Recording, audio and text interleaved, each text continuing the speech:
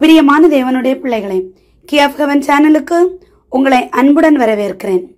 புனிதர்கள் வரலாறு பார்க்கலாம் வாங்க. இன்றைய புனிதர் செப்டம்பர் தேதி 2. புனிதர் அருளாளர் ஜான் பிரான்சிஸ் புர்ட் மற்றும் தோழர்கள். மறை சாட்சிகள். இவருடைய பிறப்பு தெரியவில்லை. இவரை ஏற்கும் சமயம் ரோமன் கத்தோலிக்க திருச்சபை. இவருடைய நினைவு திருநாள் செப்டம்பர் 2. இந்த குருக்கள் பிரெஞ்சு புரட்சியால் பாதிக்கப்பட்டவர்கள் ஆவார். மறை சாட்சியாக மரித்த இவர்கள் அனைவரும் வெவ்வேறு காலகட்டங்களில் மரித்திருந்தாலும் இவர்களது ஒரே சிந்தனை, லட்சியம் மற்றும் கொள்கையால் திருச்சபையின் நினைவில் நிற்கின்றனர். கிபி 1791 பிரெஞ்சு தேசத்தின் சிவில் அரசியலமைப்பானது கிறிஸ்தவ குருக்களை கிறிஸ்தவ விசுவாசத்திற்கு மாறாக சத்திய பிரமாணம் எடுத்துக்கொள்ள வலியுறுத்தியது. ஆனால் அதனை மறுதளித்த குருக்கள் அனைவரும் தூக்கிலிடப்பட்டனர். தமது 16 வயதிலேயே பிரான்சிஸ்கன் சபையில் குருத்துவம் பெற்ற ஜான் பிரான்சிஸ் புரூட்டோ இளம் துறவியருக்கு இறையியல் கற்பித்திருக்காங்க.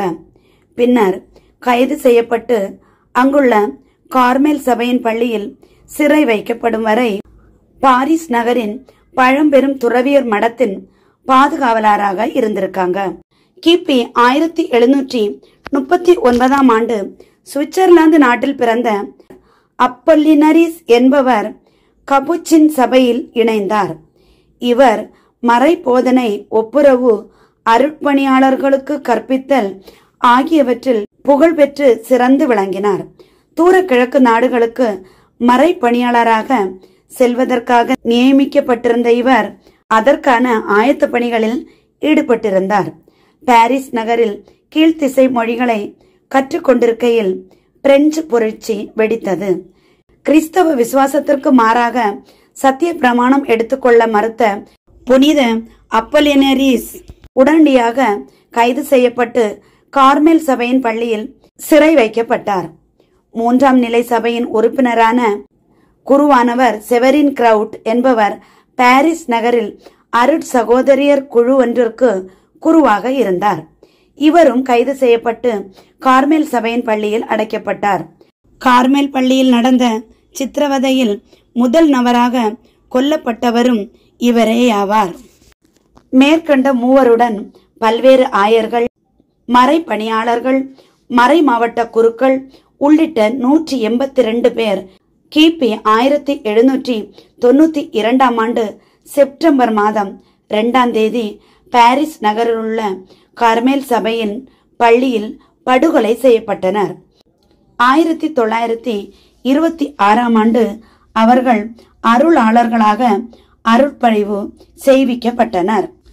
கிபி 1737 பிறந்த பிரான்சிஸ்கன் மறைப்பணியாளர் ஜான் பாப்டிஸ்ட் ரிக்குரி 3 நகரங்களில் இருந்த எளிய கிளாரா துறவர மடங்களில் குருவாகவும் ஒப்புரவாளராகவும் பணியாற்றினார். கிறிஸ்தவ விசுவாசத்திற்கு மாறாக சத்திய பிரமாணம் எடுத்துக்கொள்ள மறுத்த காரணத்திற்காக இவர் கைது செய்யப்பட்டார். இவரும் இவருடன் மறைமாவட்ட குருக்கள் 13 பேரும் கிபி 1794 ஜனவரி 21 லாவல் நகரில் மறை சாட்சியாக கொல்லப்பட்டனர். அவர்கள் அனைவரும் 1955 அருளாளர்களாக அருள் பொழிவு செய்விக்கப்பட்டனர்.